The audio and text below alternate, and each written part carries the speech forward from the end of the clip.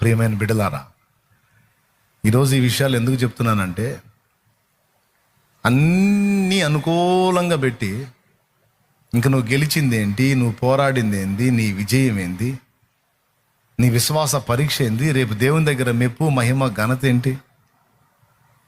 నశించిపోవు సువర్ణము అగ్ని చేత పరిశుద్ధపరచబడును కదా, అంతకంటే అమూల్యమైన మీ విశ్వాసం. పేతురు రాసినటువంటి మొదటి పత్రిక 1వ అధ్యాయము 6-7 వచనాలు. ఇందువలన మీరు మిక్కిలి ఆనందించుచున్నారు గాని అవసరమును బట్టి నానా విధములైన శోధనల చేత ప్రస్తుతమున కొంచెము కాలము మీకు దుఃఖము కలుగుచున్నది. నశించిపోవు సువర్ణము అగ్ని పరీక్ష వలన శుద్ధపరచబడుచున్నది కదా, దానికంటే అమూల్యమైన మీ విశ్వాసం. అమ్మో, బంగారం కంటే అమూల్యం అంట మన విశ్వాసం. ఈ శోధనల చేత పరీక్షకు నిలిచినదై యేసు